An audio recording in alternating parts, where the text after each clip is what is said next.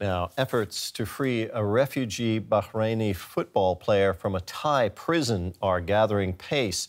The Asian Football Confederation is calling for Hakeem Al-Araibi to be released despite an extradition request from Bahrain. Yannick Spate from DW Sports is with me to fill in the details. Hi, Yannick. So, Hakeem Al-Araibi is a football player originally from Bahrain. Why has he been arrested and put in prison in Thailand? Yeah, so Hakeem has held refugee status in Australia since 2014 after claims that he was wrongfully imprisoned and even tortured in Bahrain. Now, Bahrain have sentenced him to a 10-year prison sentence for an alleged arson attack on a police station back in 2012, even though there is footage out there of him playing in a televised football match at the time of the alleged crime. So that is the reason that the Thai authorities arrested him after Bahrain issued a red notice through Interpol. However, the football community in Australia, he plays for an Australian football club, have rallied behind Hakeem, and as well as human rights groups, and they're the ones that are, I guess, they're leading the charge in terms of getting Hakeem released from prison. More than 60 days after first being detained in Thailand, Hakeem Al-Araibi remains in limbo. Separated from his wife, unable to return to his adopted country Australia and his job as a professional footballer. A 10-year prison sentence awaits Al-Araibi if he is extradited to Bahrain, even though he was playing in a televised football match when the alleged crime took place.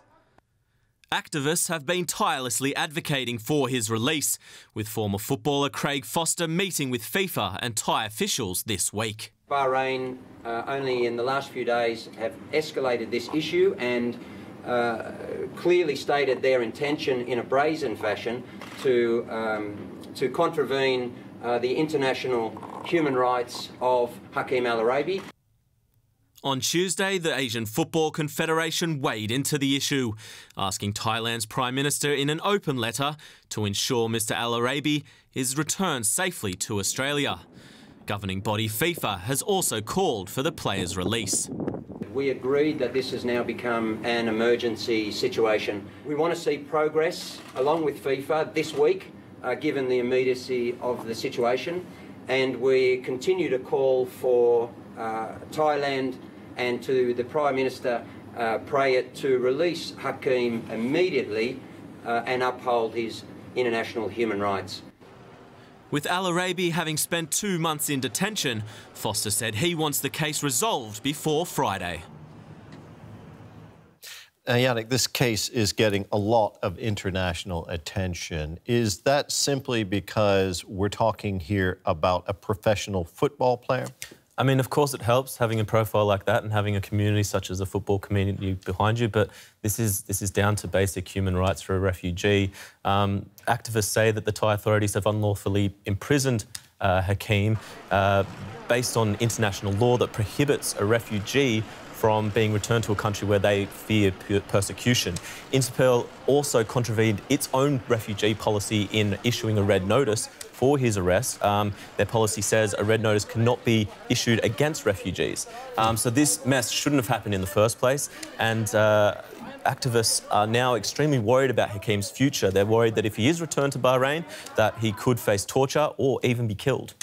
Now, we got this statement that was just issued by the Asian Football Confederation, which I understand is led by a man who is actually a member of or part of Bahrain's royal family. What is his role in all of this? Yes, that's Sheikh Salman bin Ibrahim Al Khalifa. Now, it's uncertain exactly what role he has played. He stayed very, very quiet on this, and that is a concern. But Hakeem believes that this is a bit of a revenge from Salman after he criticised him and accused him of discriminating against Shia Muslims and also accused him of persecuting Bahraini athletes who protested against the royal family back in the Arab Spring of 2011. So activists in particular are worried about Sheikh Salman's silence, and they feel that he should be disqualified from office. He's FIFA Vice President, AFC and President, and they believe he should be disqualified from office if indeed Hakeem is sent back to Bahrain. Sounds like a very highly politicised case. Yannick Spate from DW Sport, thank you so much.